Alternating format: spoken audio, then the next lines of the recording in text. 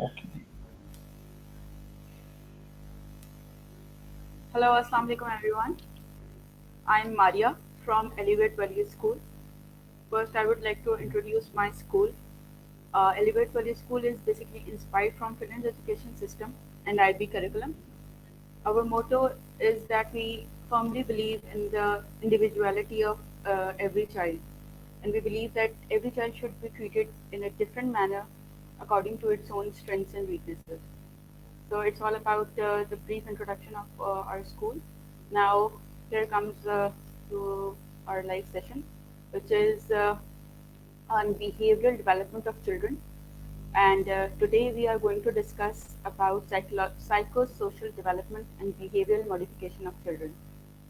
And to discuss this topic, our guest for today's session is Mr. Kashif Somro, who is Master's in Psychology and a diploma and has done his diploma in adult and child counseling.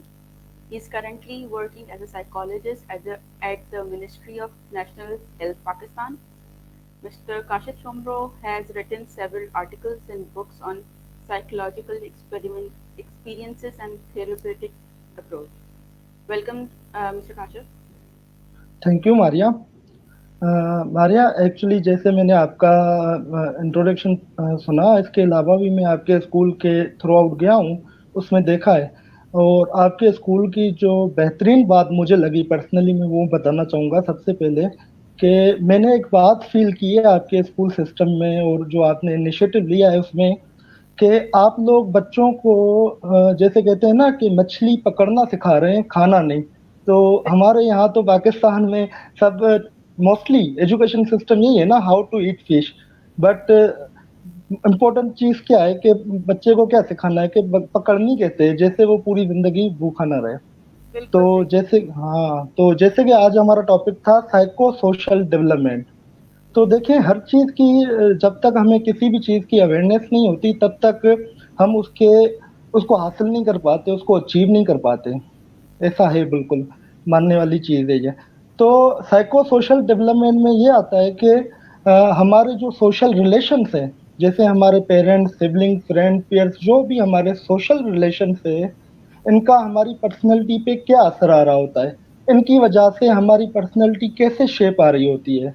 कहीं ना कहीं हमारी जिंदगी में बड़ा एक important role होता है इन सब का, हमारे पेरेंट्स का, हमारे सिबलिंग्स का, हमारे फ्रेंड्स का, हमारे एनवायरनमेंट का, हमारे सोशल जो भी रिलेशन है उनका बड़ा एक रोल होता है हमारी पर्सनैलिटी शेप करने में और डेवलप करने में।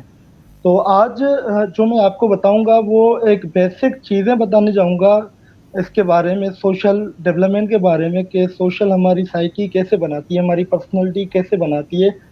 इस चीज की जैसे हमें अवेयरनेस होगी, हमारे पेरेंट्स को अवेयरनेस होगी, तो वो जो है बाद में जो टाइम निकल जाएगा उसके बाद वो उसको शिकायत नहीं करेंगे। मैं एग्जांपल दे रहा हूँ आपको। एक बच्चा है 17 साल का जो यूनिवर्सिटी जाने के लिए तैयार है।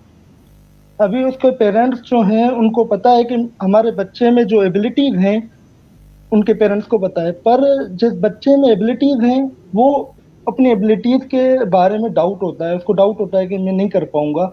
पर पेरेंट्स श्योर होते हैं कि नहीं, हमारा बच्चा कर पाएगा, हम उससे ज्यादा जानते हैं, हमने जाहिर सी बातें परवरिश की है।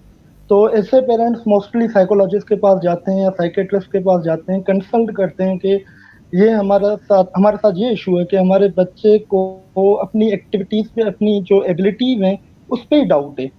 तो देखें, ये जो एबिलिटीज आपके अंदर डेवलप हो रही होती है ना बच्चे के, वो होती हैं बचपन में। तब हमें अवेयरनेस ही नहीं हो रही होती कि हमारे बच्चे में ये चीज इस वक्त डेवलप हो रही है, तो हम उस पर उसी वक्त काम करें। जब ट्रस्ट अपना जो है एबिलिटी पे डेवलप हो रहा होता है तब हमें उस पर काम करना चाहिए, बजाय बाद में 17-18 साल के बाद हम उस चीज को पकड़ें और उसको रोएं और वो मॉडिफाई भी नहीं हो पाए सही तरीके से।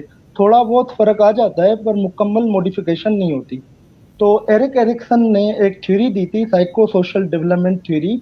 उस थ्योरी के जरिए हम मुकम्मल लाइफ स्पेन को देख सकते हैं। हमारी पूरी जिंदगी में जहां जहां हमारी सोशल डेवलपमेंट हो रही होती है ना, हमारी पर्सनैलिटी डेवलप हो रही होती है, हम उसको देख सकते हैं। तो इस स्टेज की हम आज थोड़ा शॉर्ट सेशन लेंगे, इसमें 3 स्टेजेस डिस्कस करेंगे आज। इसके बाद बिहेवियरल मॉडिफिकेशन और इंटेलेक्चुअल डेवलपमेंट के ऊपर थोड़ी बात करेंगे। तो एरिक एरिक्सन ने जो दी थी पहली स्टेज, वो उसने एक एज ग्रुप बनाया था बर्थ से लेकर 18 मंथ तक। ठीक है, तो बर्थ से 18 महीने तक क्या होता है, बच्चे के अंदर या ट्रस्ट डेवलप होता है या मिसट्रस्ट। इस स्टेज का नाम भी एरिक एरिक्सन ने ट्रस्ट वर्सेस मिसट्रस्ट ही रखा है। तो इसमें क्या होता है, बच्चे की जो पूरी अटेंशन होती है वो towards their primary care givers की तरफ होती है। वो अपने पेरेंट्स की तरफ देख रहा होता है या जो प्राइमरी केयर गिवर की तरफ देख रहा होता है, उसको पूरी अटेंशन चाहिए होती है। और हम क्या कर रहे होते हैं, बच्चे को छोड़ दिया, टाइम पे फीड नहीं करवाया, उसको वो अटेंशन नहीं दी, उसको मतलब वो जो उसकी रिक्वायरमेंट्स होती है वो हम पूरी नहीं करते, छोड़ देते हैं, अपना काम करते, बच्चा रोए तो रोए। बच्चे को रोने नहीं देना। अब जब बच्चा रोता है और उसको हम वो उसकी रिक्वायरमेंट्स पूरी नहीं करते, तो ये जो स्टेज है वो फेल हो जाती है और बच्चा मिसट्रस्ट में इन्वॉल्व हो जाता है। उसमें कॉन्फिडेंस जो है आगे चल के वो नहीं रहता, और वो अपने आप में भी ट्रस्ट नहीं करता, दुनिया में भी ट्रस्ट किसी पे भी नहीं करता, और उसके साथ ट्रस्ट इश्यूज हो जाते हैं। और इसके अलावा अगर हम प्रॉपर उसको केयर दे रहे हैं बच्चे को, अगर उसको रोने नहीं दे रहे, उसके साथ रहते हैं 18 महीने तक, बर्थ से लेकर 18 महीने तक हम उसको 100% अपनी अटेंशन देते हैं, तो बच्चे में जो है ट्रस्ट जो है डेवलप हो जाता है। उसके बाद 18 से लेकर 3 साल तक दूसरी स्टेज आ जाती है। अब इस स्टेज में क्या होता है, इस स्टेज में बच्चे के अंदर खुद मुख्तियारी पैदा होती है या डाउट और शेम पैदा होता है। अब इस स्टेज में जो बच्चा है वो चीजें खुद से करने की कोशिश करता है, वो सेंस ऑफ इंडिपेंडेंस को फील करना चाहता है, वो चीजों को खुद करना चाहता है। अब आपने देखे होंगे 18 से 3 साल के बच्चे क्या करते हैं, शूज खुद पहनने की कोशिश करते हैं, जी और हम क्या कर रहे होते हैं, नहीं नहीं तुम नहीं पहन पाओगे, मैं पहना देती हूँ। वो शर्ट खुद उतारने की या पहनने की कोशिश कर रहे होते हैं और हम उसको असिस्ट करते हैं, नहीं ऐसे नहीं करो, हम करते हैं। तो भाई ऐसे नहीं करना है। आप उसके अंदर अगर चाहते हैं कि खुद मुख्तियारी पैदा हो, तो आप छोड़ दें, जब तक वो ट्राई करता है कर, जहाँ अटक जाए आप हेल्प करें, या जहाँ आपसे असिस्टेंस आपका बच्चा मांगे तो वहां आप अपने बच्चे को असिस्टेंस दें। अगर आप पहले ही असिस्टेंस दे रहे हैं, नहीं आप गिर जाओगे, गलत पहन लोगे, खराब कर दोगे, ये कर दोगे, तो बच्चे में सेल्फ स्टीम जो है वो लैक ऑफ सेल्फ स्टीम होगा। इसके अलावा उसके जो विल पावर है वो क्रिएट नहीं होगा, बच्चे का विल पावर ही खत्म हो जाएगा। जाहिर सी बात है, आप बच्चे को चीजें करनी ही नहीं दे रहे, जैसे वो चाह रहा है, उसको आप स्पेस ही नहीं दे रहे, तो उसके अंदर तो ना विल पावर पैदा होगा, उसको अपनी जो एबिलिटीज पे डाउट पैदा हो जाएगा। अब आप बच्चे, हमें हमारे लिए तो ये कॉमन सी चीजें हैं हमारी सोसाइटी में, हम इन चीजों को देखते ही नहीं है, वैल्यू ही नहीं देते कि बच्चा कुछ भी कर ले, और उसको जो है ना करने नहीं देना है, खुद करना है, लाडला है हमारा। अभी सिंबॉलिक सेंस होता है, अगर इसकी मैं आपको बताऊं, यहाँ पे इंटेलेक्चुअल डेवलपमेंट भी हो रही होती है ना साथ में। तो इंटेलेक्चुअल वो डेवलपमेंट के दौरान इस स्टेज को हम कहते हैं ईगो सेंट्रिक होता है बच्चा। वो किसी के पर्सपेक्टिव को नहीं समझता, उसके लिए अपनी चीजें सही होती है, उसको पर्सपेक्टिव किसी का समझ में नहीं आता। अगर हमारा आज का जो सबसे ज्यादा मसला है मेरे हिसाब से, हम सिंगल पर्सपेक्टिव रखते हैं, हर चीज के बारे में अपना पर्सपेक्टिव रखते हैं। अभी पर्सपेक्टिव को मैं इजी वर्ड्स में अगर बताऊं तो, एक चश्मा है ब्लैक कलर का, वो मैंने पहना हुआ है और मुझे सारी दुनिया ब्लैक नजर आ रही है, और किसी ने येलो कलर का पहना हुआ है, उसको सारी दुनिया येलो नजर आ रही है। तो हम सब जो है लोगों को भी जज कर रहे होते हैं वो सिंगल पर्सपेक्टिव में। हमने चश्मा नहीं उतारना, हमने मल्टी पर्सपेक्टिव नहीं रखने। तो हमें यही एजुकेशन देनी है अपने बच्चों को कि आपने जो है, मेरी आवाज आ रही है आपको? आई जी थिंक जी थोड़ी नेट इंटरनेट इशू। हेलो। जी जी, मुझे आ रही है आपकी आवाज़ है। हाँ, तो मैं बात कर रहा था मल्टी पर्सपेक्टिव की। हमने तो छोड़ना ही नहीं है अपने बच्चों को मल्टी पर्सपेक्टिव के लिए, और हमने उनको स्पेस ही नहीं देना। तो ये सेकंड स्टेज है जिसमें हम जो है बच्चों का ज्यादा से ज्यादा हमें जो है अटेंशन देनी चाहिए इन चीजों के ऊपर। और इस एज के अंदर बच्चा सिंबॉलिक हो जाता है, उसमें क्या सिंबॉलिक प्ले करता है। आपने देखा होगा बच्चे ने झाड़ू उठा ली और उसको घोड़ा समझ लिया और भगाता रहेगा सारे सारे घर में। और वो कोई भी चीज उठाएगा, कंघी उठा लेगा या बोतल उठा लेगा, और वो क्या करेगा, वो कार समझेगा, बोलेगा मैं बाइक चला रहा हूँ, उसको चलाने दें, करने दें। तो आपकी कंघी आपके बच्चे से ज़्यादा इम्पोर्टेंट नहीं है, या आपकी झाड़ू आपके बच्चे से ज़्यादा इम्पोर्टेंट नहीं है। तो हम शायद हम प्रोटेक्टिव हो जाते हैं पेरेंट्स इतने ज़्यादा कि वो फिर उनको कुछ करने नहीं देते कि गिल चोट लग जाएगी या कुछ नुकसान हो जाएगा। तो मेरे ख्याल में इतना ओवर प्रोटेक्टिव होना आप कह रहे हैं कि सही नहीं है। हाँ, बिल्कुल, ओवर प्रोटेक्टिव तो होना ही नहीं है ना। आपको इस्लाम में भी क्या है कि 7 साल तक बच्चे को कुछ भी नहीं बोलना। इवन नमाज का भी क्या हुक्म दिया गया है, आपको 7 साल तक बोलना ही नहीं है। तो मैंने भी आज की जो मैंने जैसे बताया कि आज मेरा थोड़ा शॉर्ट सेशन होगा, क्योंकि मेरी फील्ड है और उसका भी थोड़ा था मेरा इशू। तो इंशाल्लाह हम जो नेक्स्ट करेंगे, नेक्स्ट वीक में हम सेशन में बात करूंगा आप लोगों के साथ, और नेक्स्ट सेशन रखेंगे उसमें हम फर्दर डिस्कस करेंगे प्लेस वगैरह जो पेरेंट्स बच्चों के साथ घर में करें।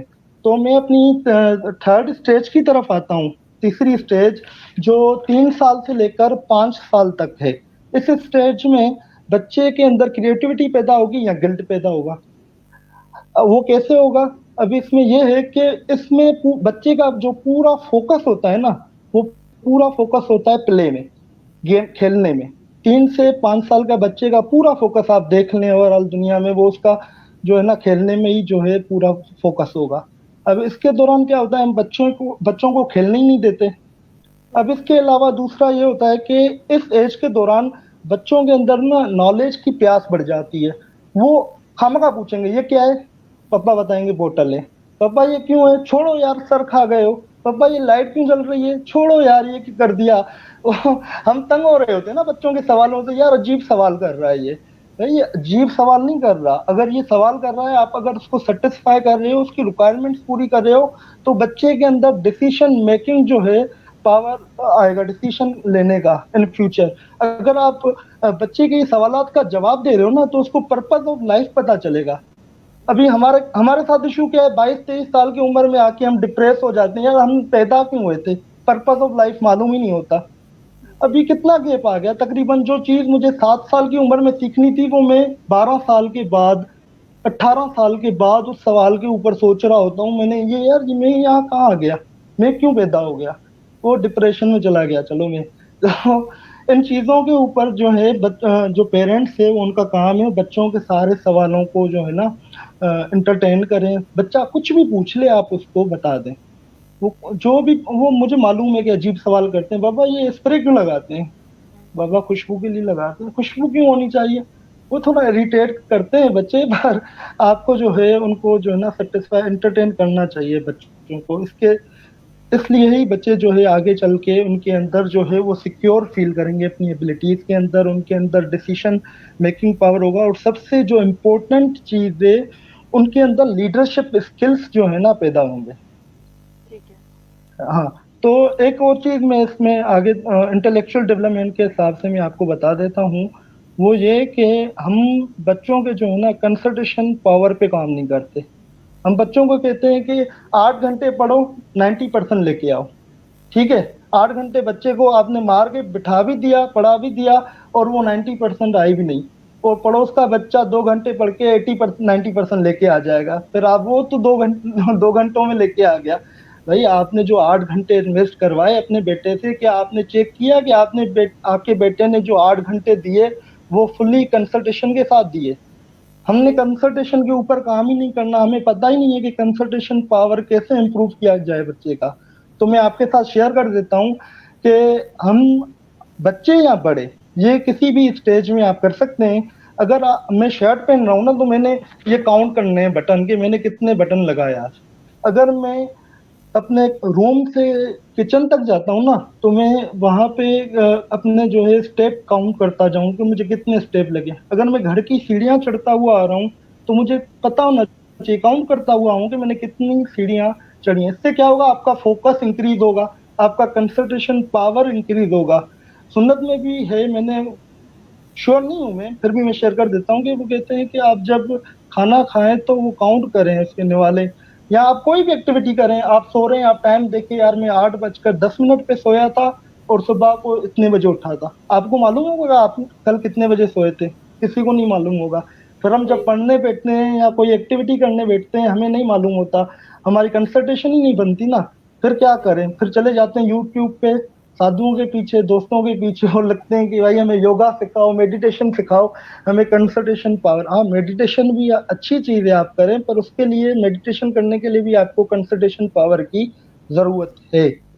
तो कंसंट्रेशन पावर मेरे हिसाब से एक ऐसी एक्टिविटी है जो आपको अंदर तक लेके जाती है, बिल्कुल अंदर तक, जहाँ पे रसाई बहुत ही मुश्किल है, बहुत ही। तो किसी ने कहा था कि अल्लाह ने ना सुकून ना आसमानों में रखा, ना जमीनों की तहों में, कहीं भी नहीं रखा। वो अल्लाह ने कहा यहाँ इंसान पहुंच जाएगा, आसमान में रखूंगा पहुंच जाएगा, समंदर के तह में रखूंगा वहां पहुंच जाएगा डेफिनेटली। तो कहाँ रखूं? उन्होंने दिल में रख दिया, कल्ब में रख दिया ना सुकून, वहां पहुंचना मुश्किल है। उनको पता है ये प्रैक्टिस ही नहीं करेंगे, कंसल्टेशन के ऊपर काम ही नहीं करना ना हमने। तो हमें अपने बच्चों को भी और खुद को भी इस चीज की आदत डालनी चाहिए, कंसंट्रेशन पावर के को इम्प्रूव करने के लिए, जैसे उनका फोकस बने। और इसके अलावा वो जो भी काम करे कंसंट्रेशन के साथ करें। इसके अलावा अगर हम बिहेवियरल मॉडिफिकेशन की बात करते हैं, अब बिहेवियरल मॉडिफिकेशन में क्या होता है, मैं आपको एक गेम बता देता हूँ या एक एक्टिविटी बता देता हूँ जो पेरेंट्स घर पे कर सकते हैं। तो वो एक्टिविटी ये है कि हम इसको बोलते हैं टोकन करेंसी।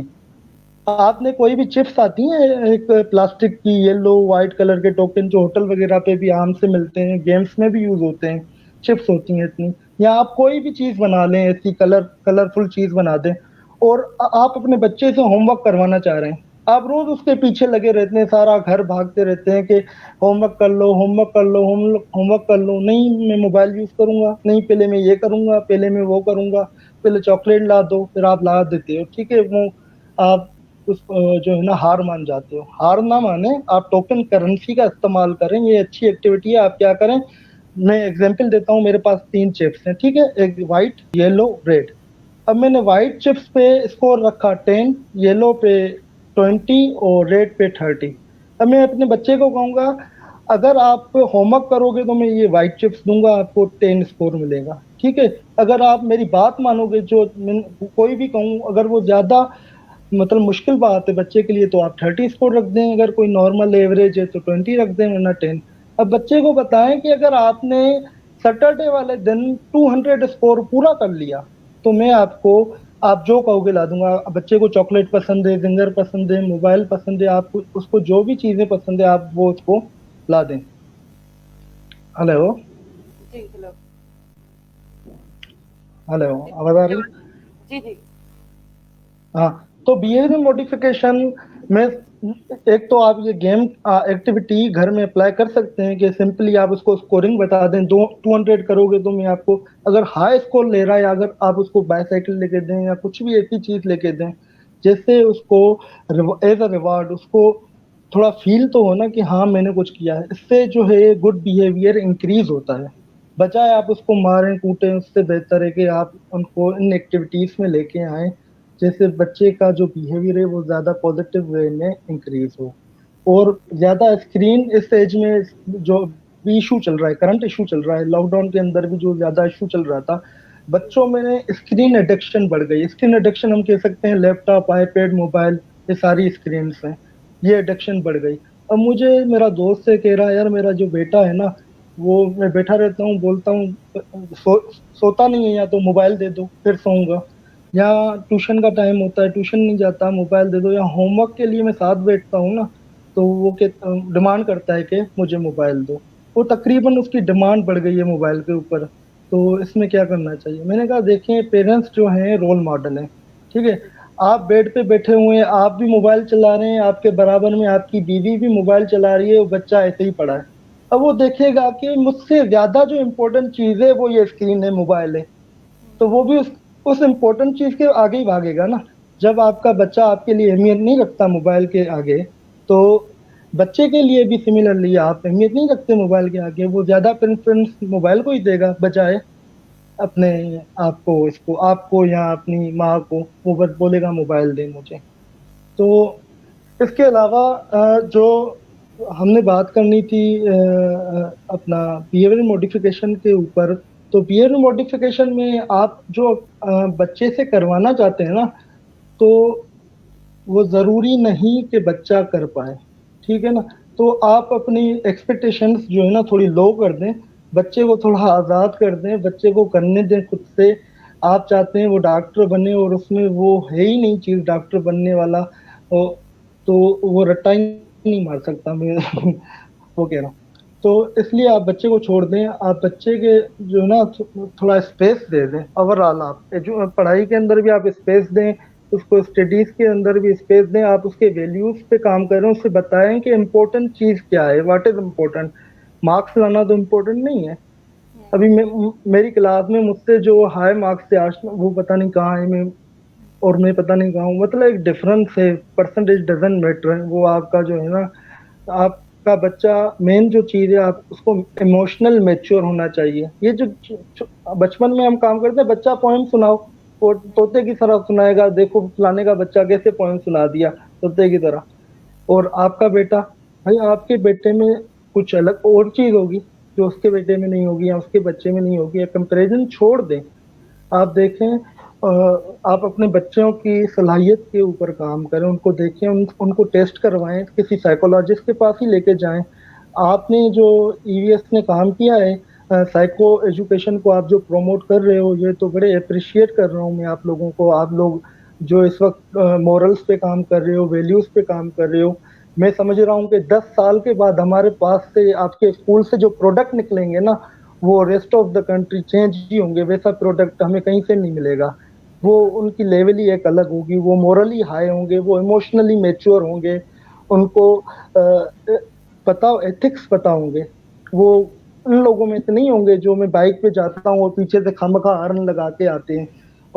तो वो उनको पता होंगे कि राइट्स क्या है, वो राइट्स के ऊपर बात करेंगे, वो थोड़ा डिफरेंट सोचेंगे। तो आप जो सोसाइटी को इन द फ्यूचर प्रोडक्ट देने वाले हो, तो मैं बड़ा कसम से एक्साइटेड हूँ। 10 साल के बाद अल्लाह ने हयाती दी तो मैं खुद खड़ा होकर आपके स्कूल के जो बच्चे निकलेंगे और प्रोडक्ट्स निकलेंगे, मैं उनको जो है ना प्रमोट करूंगा खुद से, और गली गली में दिखाऊंगा पर पैम्फलेट देखकर, ये होती है एजुकेशन।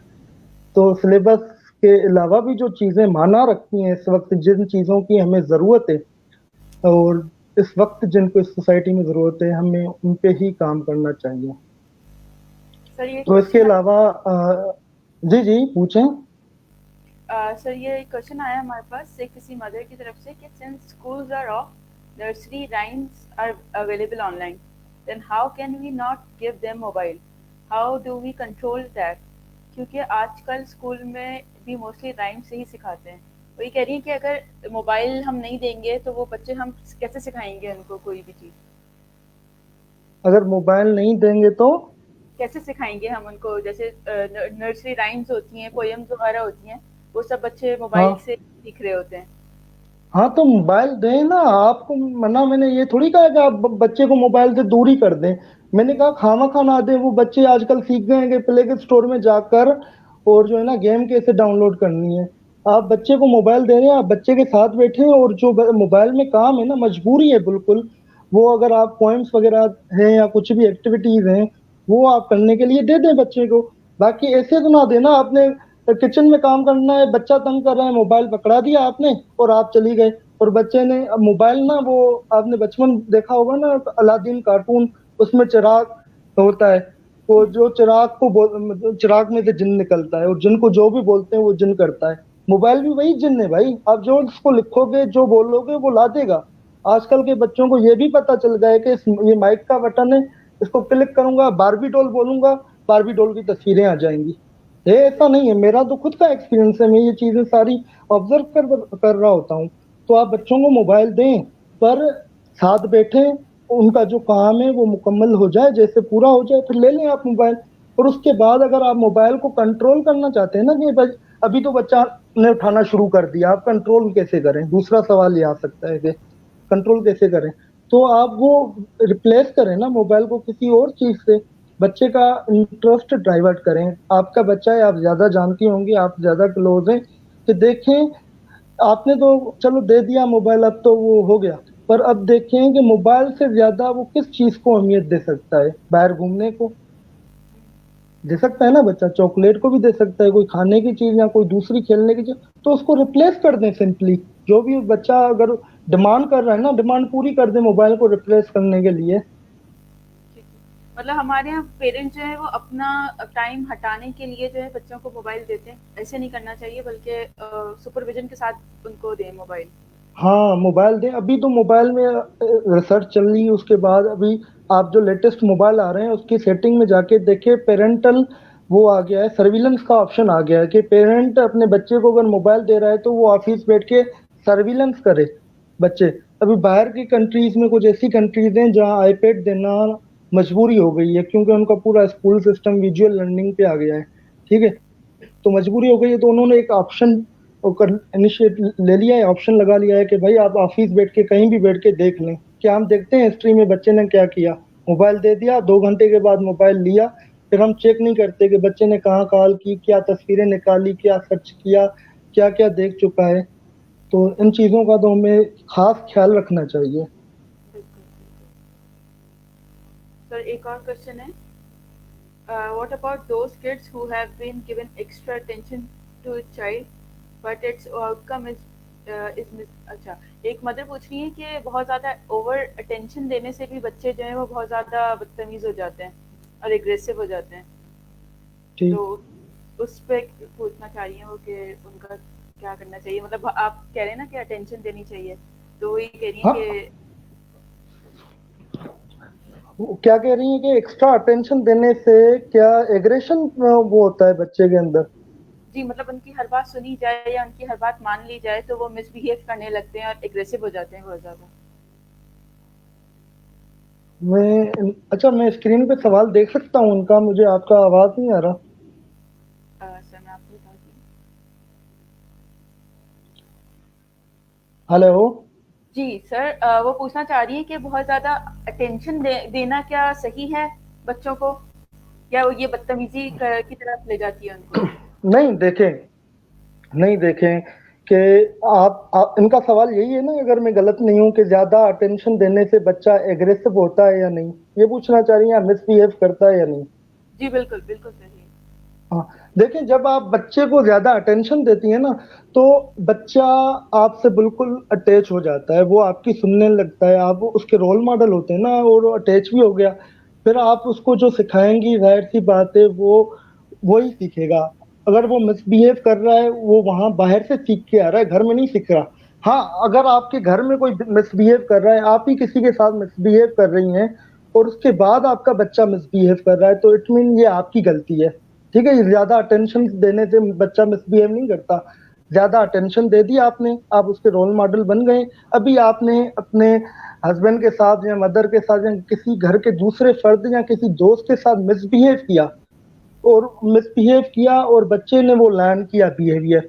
ठीक है, फिर वो बच्चा मिसबिहेव करेगा, जाहिर सी बात है।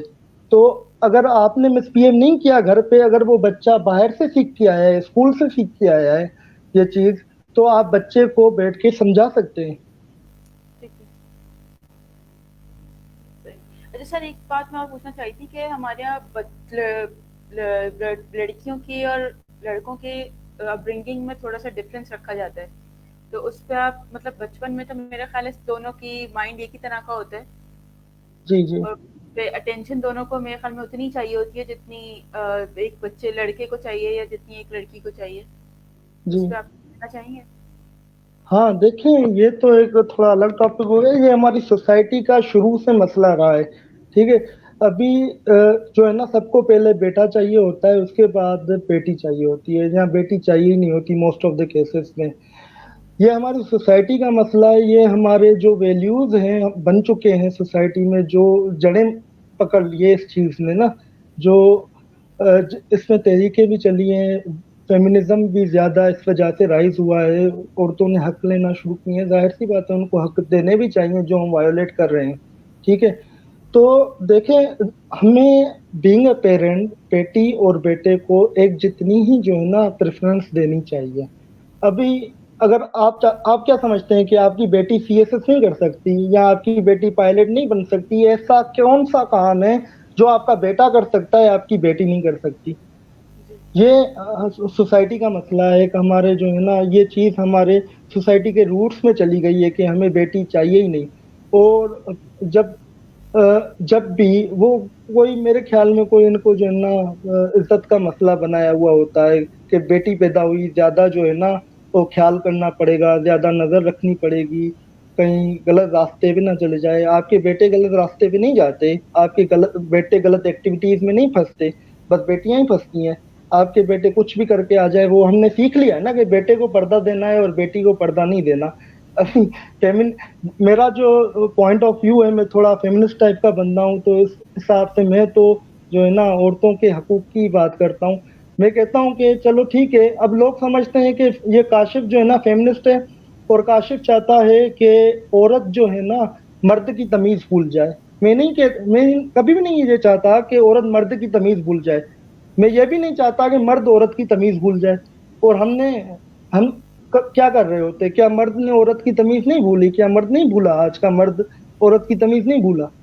जी। तो देखें, ये तो एक सोसाइटी वाला, मैंने जैसे कि पहले भी कहा, सोसाइटी का मसला है। इस पे तो हमें जो है ना, मैं तो इस पे लिखता रहता हूँ, मैं आवाज उठाता रहता हूँ इस पे, और जात बिल कलम करता रहता हूँ, मैं लिखता हूँ, हमेशा कोशिश करता हूँ। तो मैं यही चाहता हूँ कि हम जितनी अपने बेटे को तमीज देते हैं, उतनी हमें अपने बेटी को भी देनी चाहिए। जी सर, एक और क्वेश्चन है कि ड्यू टू लॉकडाउन घर में बच्चे घर में बैठ के बहुत फ्रस्ट्रेट हो जाते हैं, उस कैसे उसका माइंड डाइवर्ट करें, लाइक कौन सी होम एक्टिविटीज देनी चाहिए? अच्छा, इस वक्त मोस्टली जो बच्चों का इंटरेस्ट होता है ना, वो होता है ड्राइंग वगैरह में। वो उनको वो दीवारों पे भी देखते हैं ना, अब हम पता नहीं क्या क्या डायनासोर जो देखेंगे दीवार पे बनाना शुरू कर देंगे। आप उनको कैलीग्राफी में इन्वॉल्व करें, उनके राइटिंग स्किल्स पे काम करें, और उनको जो है ना कोई भी ये ड्राइंग बुक्स आते हैं, कलर्स बुक आते हैं, पेंसिल वगैरह दे दें बच्चों को इन एक्टिविटीज में।